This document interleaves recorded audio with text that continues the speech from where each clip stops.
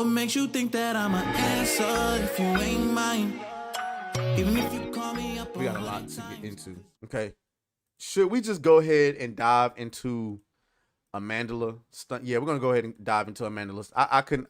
It took a lot in me to not react to this video right away, but I waited. I was able to wait for you guys, and we're gonna watch this. So Amandla Stenberg apparently released an 8-minute video, and we're gonna watch the whole 8-minute video. Complaining and whining, you know, doing that same old bullshit that they always do. Oh, boo-hoo. Let me play a sad song for you on the world's smallest violin. I mean, you...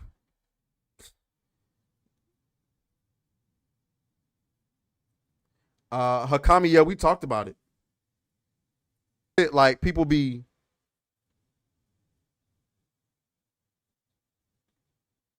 Yo, can you guys hear me? Because my OBS just sent me a message saying it was disconnecting. What the hell was that about?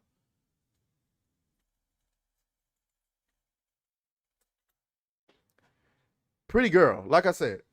Pretty girl. Let me see if I can I enlarge this? Pause.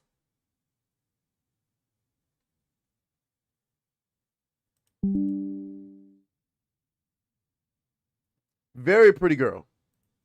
Very pretty girl. But you're right. She's an airhead. Absolute airhead. And, well, hold on. Let me take that back. I don't think Amandla Stenberg is an airhead. I think she's misguided. She says little things that lets me know that she is thinking. She's trying to think. Like, she talks about how the things that we watch and the things that we follow can make us biased and stuff like that. I think she is a smart girl. I think she's misguided, and she's been raised in Hollywood. And you know how Hollywood only allows for one way of thinking. So I don't actually think she's an airhead. So I'm going to go ahead and disagree with that. I think she's just misguided, and she's in Hollywood. So, but yeah, though. So let's get back. So here we go. Let's go ahead and break down what she said. All right.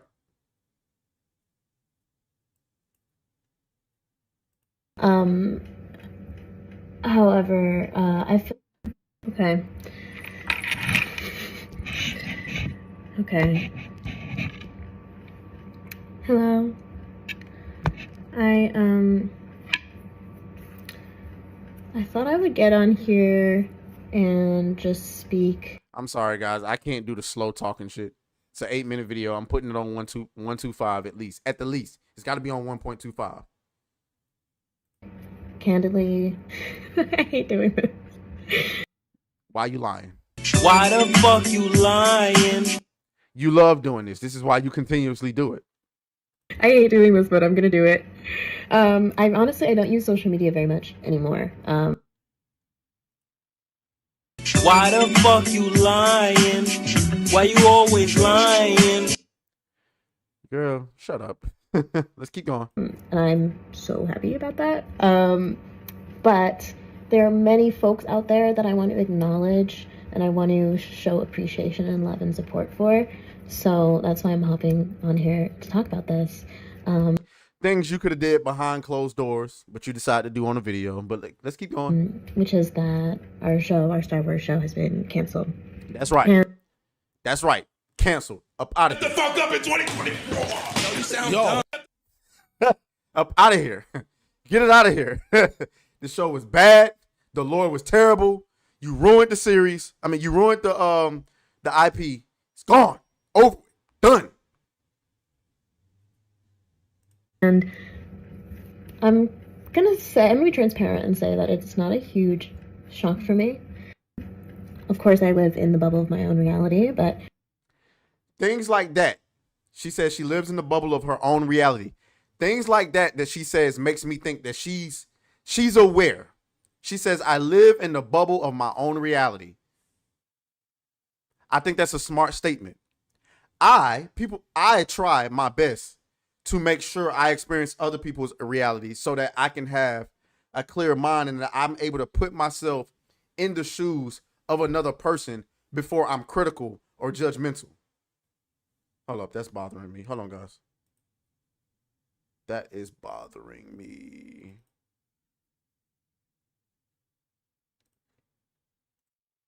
What all your bitchin', get back in the kitchen. I'm hungry.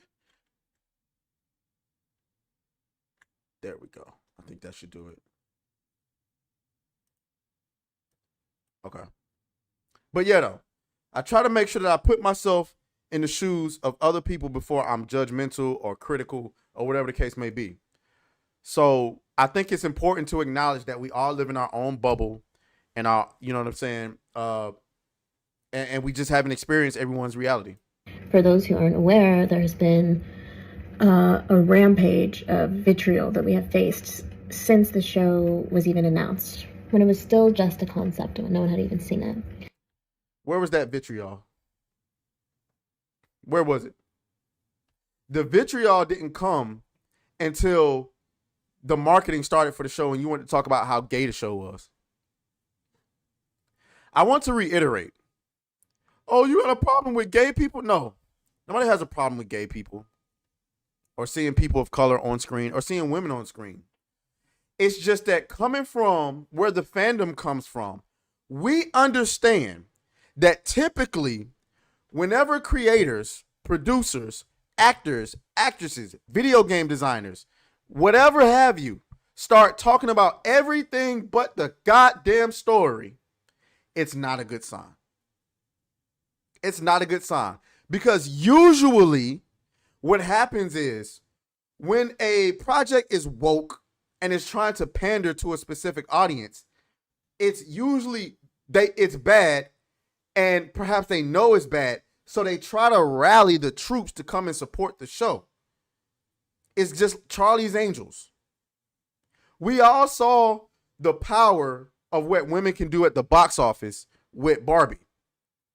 So if you're Charlie's Angel, this was before Barbie, but if you're Charlie's Angel and you just made this movie and you made it for women and you think women can bring a bunch of money to the box office, the movie's bad, so we're going to get out here and we're going to rally up women. Oh, yeah, this was made for women. Fuck the patriarchy. Fuck men. This wasn't made for you. I don't care about your opinion on it. Okay. I hope that the women show up. And when the movie came out, the women didn't show up. So my question to you, Amandla, all this vitriol you keep talking about, you guys have been trying to gaslight everybody and convince everybody that you are the majority for months. Why didn't your audience show up? Why didn't your target demographic show up? You should have been able to drown out the vitriol. Barbie did. If I remember correctly, we thought that Barbie was going to be a movie about a bunch of feminist propaganda, and it came out, and maybe there was a little bit of it, but it hit a billy. Hell, it hit over a billy. It didn't matter. It drowned out all the vitriol. Did it not? Don't try to convince me that Barbie is a bigger brand than Star Wars. Fuck out of here with that. So why couldn't you do that? Because the show is trash. Garbage. People were watching it and they couldn't believe what they saw. So they said, "Excuse you guys, I'm going home." Let's continue. And that's when we started experiencing a rampage of, I would say, hyper-conservative bigotry and vitriol, prejudiced. Oh, get the fuck out of here. It's funny how any criticism is turned into racism, bigotry, homophobia, sexism.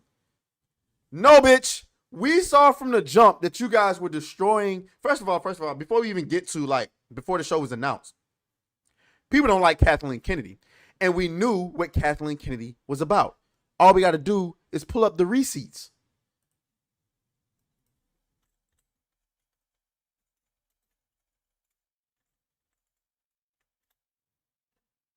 Where is it? Our favorite picture. Where is it? There we go. There we go. The Force is female. So you already coming into the series with an established agenda. I want to make Star Wars about women. And the truth of the matter is, nobody cared what you think from the jump. I'm not asking what the you think about it. I don't give a about your views. Clearly, your ideology is off. Nobody cared about this. So, yes, it was going to already have negativity surrounding it because nobody likes Kathleen Kennedy. But then we start seeing, oh, we're casting this for women, lesbian women, people of color. Nobody cares about that bullshit. Evidenced by the fucking audience that did not show up. You wasn't surprised it was going to get canceled. Fuck out of here. If it would have did numbers, you would have been over the moon and you would have expected it. But because it didn't do numbers, you niggas got canceled. It's one thing to get vitriol. You get vitriol and you still hit your numbers. Remember how House of the Dragon was getting roasted up until its release? I told y'all, I said a great many times. The anti-woke crowd has no leg to stand on in the face of good content. We never have, and we never will. That's why you didn't see people going after Wednesday. That's why you don't see us roasting P-Valley or Euphoria. Because last I checked, Euphoria is hyper. I don't want to say woke, just a lot of pause-worthy material in there. A lot of pause-worthy material in there. You don't see us going after them. Why? Because one, it's not made for us. Two, it's evidently doing well.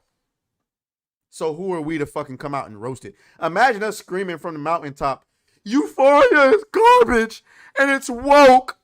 And the whole time it's doing numbers. Looking like a complete buffoon.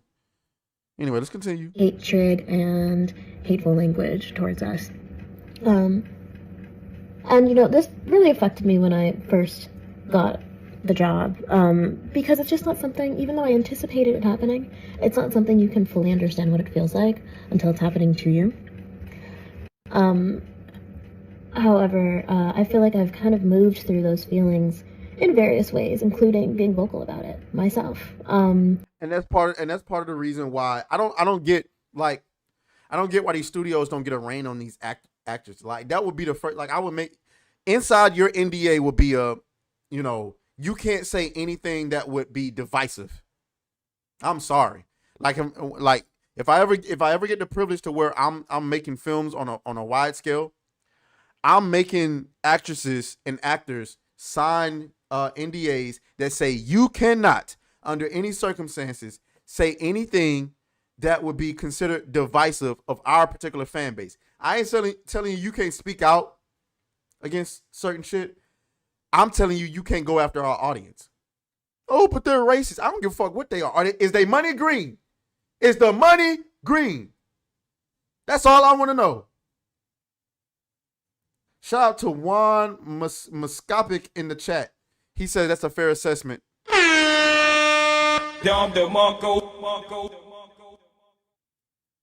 What do women usually watch? Lifetime.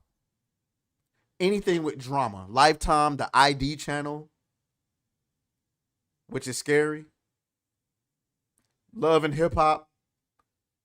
The Real Housewives of whatever. Maybe some cooking shows. The shows where they flip houses. That kind of shit. Women don't want to go and watch other women do action. I'm sorry. They don't care. They'll go and watch it with their husbands. Outside of that, they don't care. They don't care. Make sure you guys like the video, man. For me, it just became a situation where there was no option but for me to honor my sense of ethics and my belief system and my value system while being in this very unique position. It was kind of like I had this very unique experience of experiencing the world at large, which is, of course, hyper divisive right now, through the lens of this very, very unique opportunity of being in Star Wars. And it brought up a lot for me, a lot social-political dynamics, a lot about my own value system, how I respond to that kind of hatred, how I move through the world at large.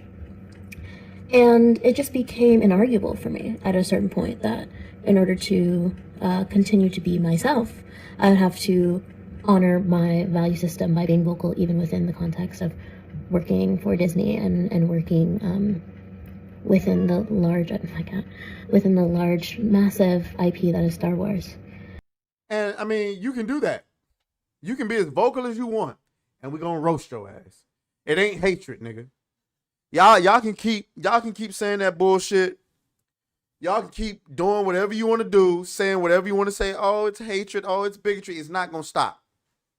It ain't gonna stop. I don't know what you think this is. This is not your IP. You don't own it. The people who made it famous own it. The people who made it famous own it. If people didn't go and support Star Wars, it would be nothing. This is a privilege for you to be here. It is a privilege for you to be on screen performing in the context of this intellectual property for its fans. Unfortunately for you, you failed to entertain them enough to justify another season of your show. For you to have the audacity to come out and call people racist and hateful and all of that, girl, go fuck yourself. I mean, I would do it for you, for the record. Just throwing that out there. But go fuck yourself. On that topic, I just have to say it has been an incredible honor and dream for me to be in this universe. I don't know how much you're gonna be in it going forward, and I don't mean about being cast. I'm talking about are they gonna wipe the Acolyte from existence? I know there was like a rumor going around that they didn't intend to remove it from Disney Plus, but guys, it costs money to keep these shows and these movies on Disney Plus. I'm just saying, Willow got removed. Such a cute girl. Such a cute girl. Just terribly misguided. It still feels, even though, of course, I'm very sad about the show being canceled, and I'm sad about us not being able to give people who are invested into it more, because we'll just feel a lot of levity and joy around the fact that I got to experience it, and that people loved it, and that people were so responsive. I poured through a lot of different iterations of fan art and ship art and fan theories and things that were just so all right, we don't care about that part. Face of all of the vitriol that we received and the kind of the targeted attack, I would say, we received by the alt-right. You can't make this shit up. God damn it! You can't make this shit up! Any criticism whatsoever is alt-right.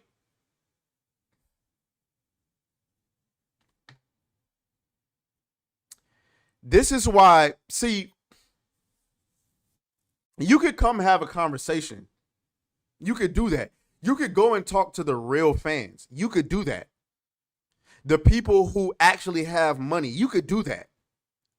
But see, you rather sit behind your safety of your Hollywood house and your Instagram feed and call people alt-right. Really? Really? The alt-right? That's really what you're going with? And that's why we'll continue to roast you. See, when you interact, when people are in your face and you interact with people, there's a little bit of hesitancy to rip them apart. I guarantee you, if Amandla had popped up on, say, Nerdrotic's channel or Star Wars Theory to talk about the show, there would be a little hesitancy to rip Amanda to shreds. Amandla, I'm sorry. But because instead you decided you wanted to make a diss track and you wanted to have all these negative things to say about the audience that you're tasked with serving,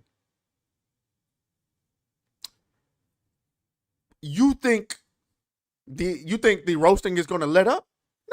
No, absolutely not. We're going to continue to roast you. And it's going to be funny. There was a tweet that I saw. Where is it? Where is it? Is it on my page? I think I might have bookmarked it. Somebody had a tweet. Where is it? I thought this was a perfect tweet. Here it is. Shout out to World Class Bullshitters. Give you a Don DeMarco. Don DeMarco. This person says the Acolyte was canceled. Oh, mind you, this person right here is a nigga. So it ain't a straight white male. Before you come out talking about it's the alt-right, he's not a straight white male. It's a nigga. Reginald Andreas. Yeah. He says the Acolyte was canceled due to low. These fucking gnats, bro. I swear to shit. The Acolyte was canceled due to low viewership. That means general audiences didn't watch it. So why are we blaming toxic fans? Unless we're saying that this segment of the fandom is so large that their absence alone is enough to tank a film or TV show. If that's the case, it would mean that they are the target demographic because they're the largest demographic. And that begs the question, why does Lucasfilm keep making things that their largest demographic does not want to see? You cannot make this shit up. Don DeMarco. Don DeMarco. If we are the reason your show failed, don't that mean we're the fucking majority? Huh? I'm pretty sure Kathleen Kennedy alluded to this when she said the Star Wars fan base is so male skewing. Okay, bitch, if that's the case, why you keep trying to make female shows? You're not going to make these women care about Star Wars. I'm sorry. It's not going to happen. It's not going to happen. Gen Z don't care. They can't watch a video more than 60 seconds.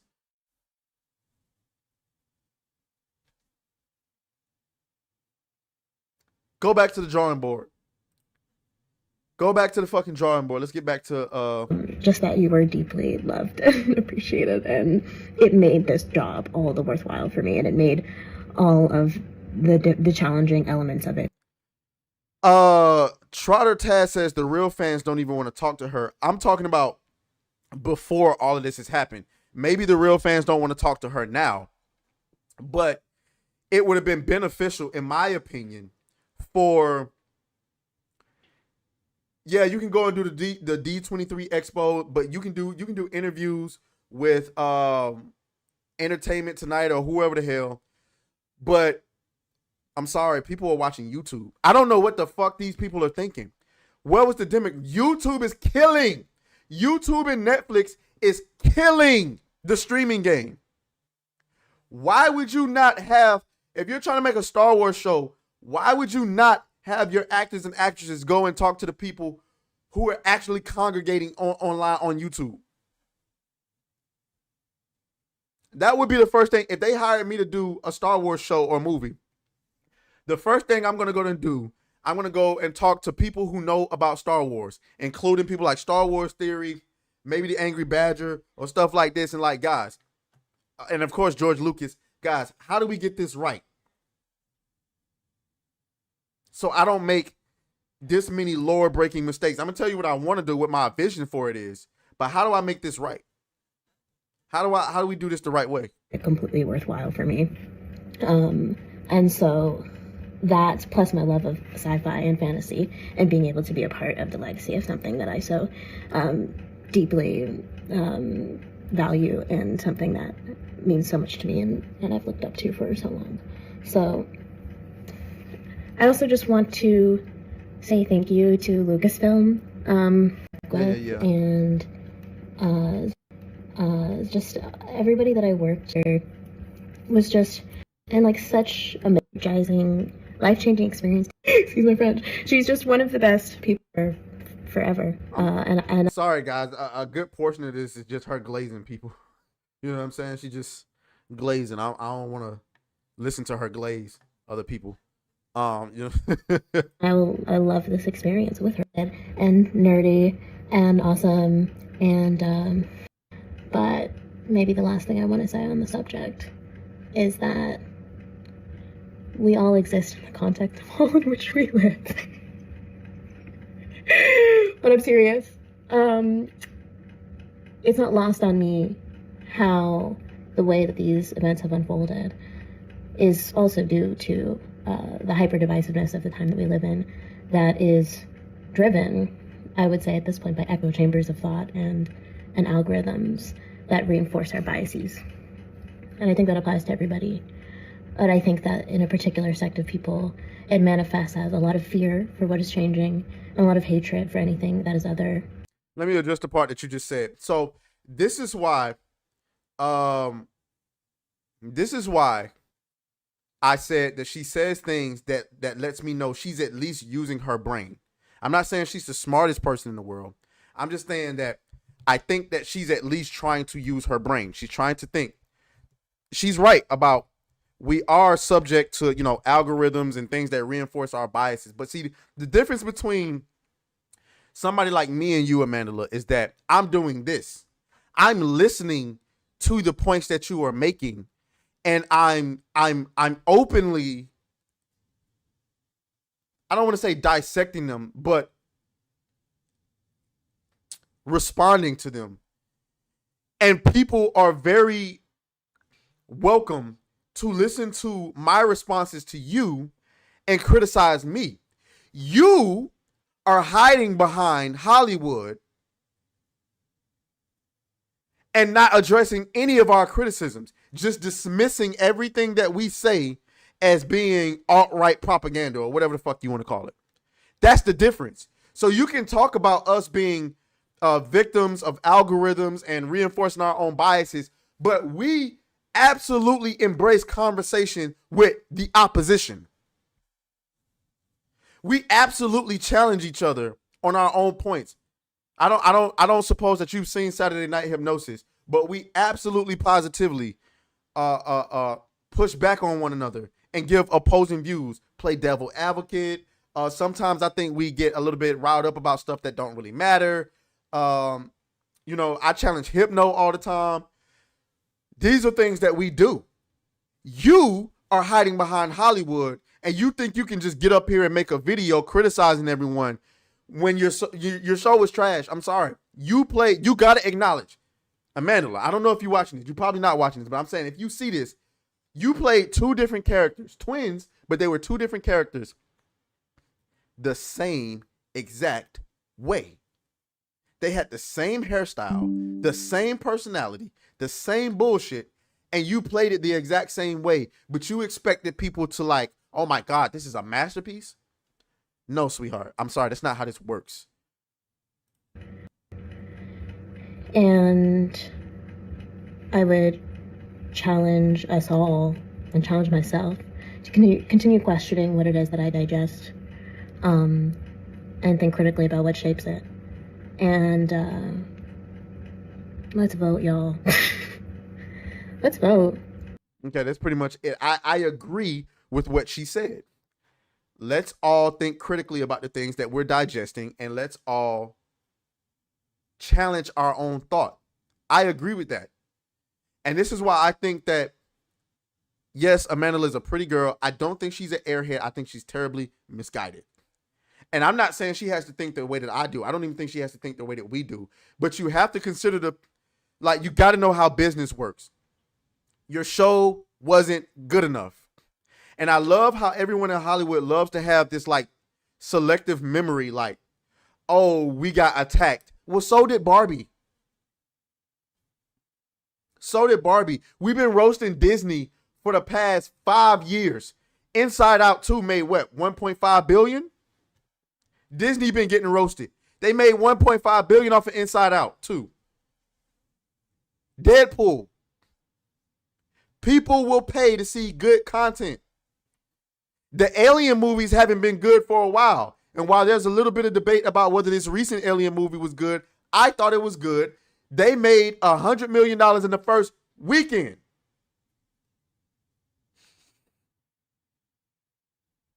People will pay to watch good content. I'm sorry. So, I don't dislike Amandla Stenberg. It helps that she's, I think, highly attractive. I do. I think she will get. I think obviously she has a bright future in the industry, and you know, we'll see. We'll see. So we'll move. Oh, fuck you, fuck you, fuck you, fuck you,